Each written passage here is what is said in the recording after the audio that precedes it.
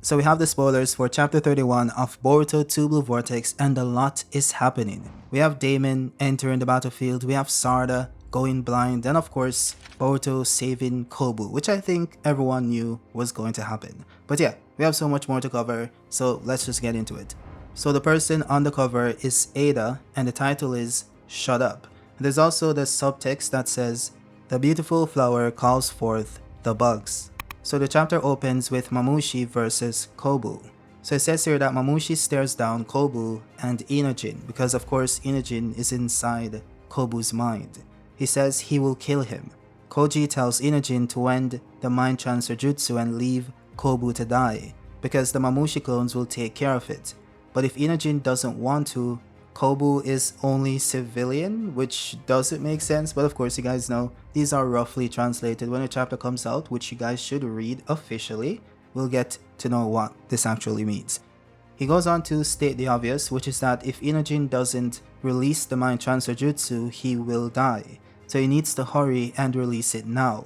And that is when Mamushi leaps towards him, but Inojin was able to dodge. So apparently Kobu is above Jigen level, okay? Jigen is below the Shinju, and Kobu was able to dodge an attack from Mamushi, so of course Kobu is above Jigen level, okay? We just have to make that very clear because people are gonna say that. I'm just being a bit facetious here, but anyways, he says, "Ow, my movements are dull, I can't move well with this body." Koji then says, "What are you doing, Inojin?" And Inojin then replied telling him to shut up, and then says there won't be any meaning to becoming a ninja if he lets this person die. So he's giving his ninja philosophy here. Then we skip over to Ada and Daemon. Ada hugs a pillow and she wants Inojin to hurry and restart the mind transmission jutsu so she can know what's going on. Daemon then poses an important question. Why can't she use the Senringan? And she goes on to tell him that the last time she used it, she felt Mamushi watching her. And Daemon then ponders, so his ability isn't to multiply? And then we have, this seems to be the leaker's commentary, says, she believes that Mamushi will see her surrounding and know her location if she uses the Senringan. And this appears to be true, but we're gonna get to that. We then skip to Sarada and Delta on the roof. Mamushi questions whether or not Ada is even in the village, so he's speaking to himself, the other clones, and some villagers around him. He hasn't seen her, but once he does, he'll find her immediately. And I think this is what validates what the leaker said before, that he might be able to locate her just by viewing her surrounding when she uses the Senringan. So when he says that he hasn't seen her, that is what he's referring to. He then says that his clones get impatient and ask him when will that be, and they fight amongst each other. The civilians flee as Sarada and Delta watch in shock. So based on what's happening in the actual panels, the clones are literally attacking each other using fireball jutsu and punching each other to death. So it says here that Sarada says his intellect has dropped so much that he's just rampaging around now. Then says fire spews everywhere and civilians flee. We then skip over to Shikamaru and Sai. Sai says, "Tell me, Shikamaru, what are you doing? Is Inojin okay?" Shikamaru then tells him the enemy is a humanoid Shinju, Mamushi. His aim isn't Konoha, it's Ada. Sai then says, "First time hearing of it. Where did you get this information?" Shikamaru then replied saying, "Understand, Sai. Now isn't the time to be talking about this. I take full responsibility for this interrogation." Or maybe Sai is the one that said, "I take full responsibility." I guess we'll see. But he then says, "Answer me, Shikamaru. I won't get rough with you." Shikamaru then said, "You misunderstand, Sai. I do understand your concern for Inojin, but parents have to put their careers as shinobi first, especially in emergencies like these. We prioritize the village and the civilians." And then based on the panels that I'm not gonna post in the video, Sai then closes his eyes and reopens them. Is that speed meme or similar to that? Then he says, "Starting with the mission in the sand. You are carrying out another secret mission this time too. Tell me, huh? What is it that you need me to do?" So it does seem like Sai is gonna be roped in on what's going on. Maybe. We'll see. We then skip over to Mamushi, Delta, and Sarada. Mamushi fights among himself with the clones and all that stuff. One man trips and falls as always. But as Mamushi is going to attack him, Sarada hovers with Ohirume, so she actually starts to levitate both him and her. Mamushi then starts to question what is going on and what the black balls are. He leaps at Sarada's back with another clone, but he's propelled backwards by gravity. All of them get sucked up into the black hole. Delta is amazed at how Sarada is getting all of them in one foul swoop. Sarada then tells Delta that she can't get all of them. Her gravity only works on things that she's able to see with the naked eye. After kinda grasping what's going on, Delta then targets the ones that are behind Sarada, of course, because that's her blind spot. She's then shown kicking the Mamushi clones, using laser beams, flies up and then stomps on them with her enhanced claw feet. The same thing that she did in the Naruto fight.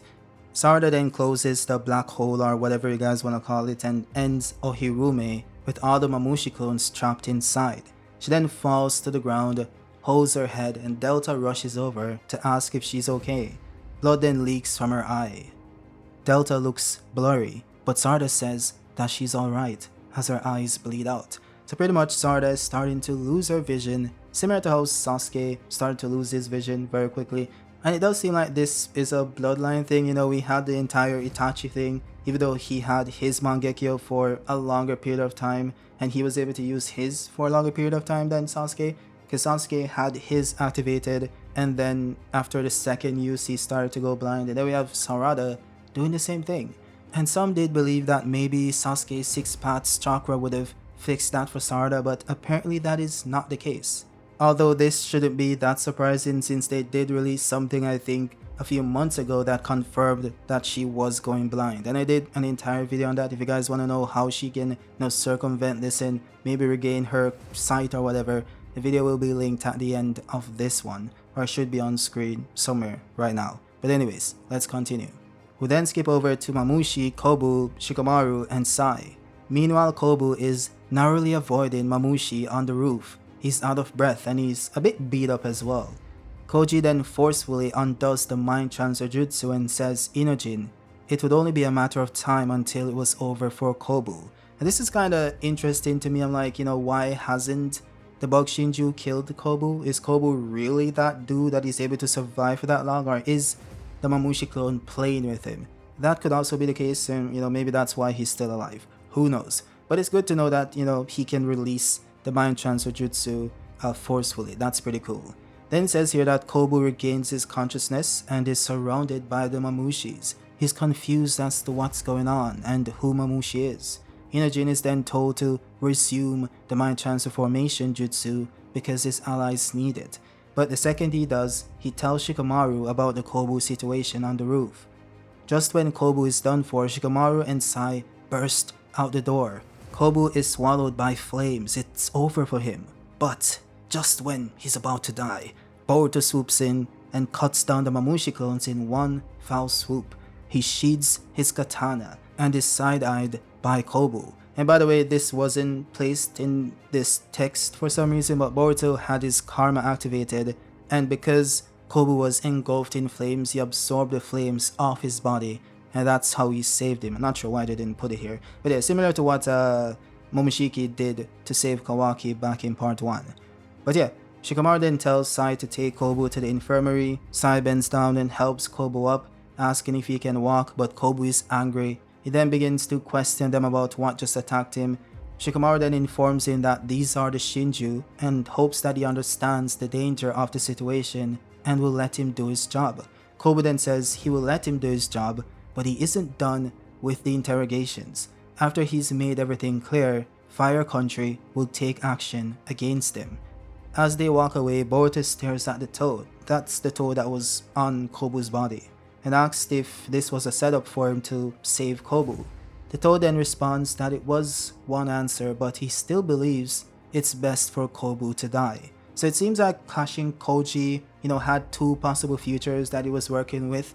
Either Kobu died, which is the preferred result for him, or Boruto comes in and saves him, and maybe Kobu starts to soften against Boruto because he's now indebted to him. So that's really the plan that was going on here. Now I'm not sure if that's what's playing out, because Kobu did say here that he's going to still continue his stuff and he's still going to report Shikamaru to the country of fire. It's not like he can do anything in the immediate situation. He can't fight Boruto. So I'm not sure if this accomplished what Shikamaru wanted it, not Shikamaru, I mean Koji wanted it to accomplish, but you know, we'll see.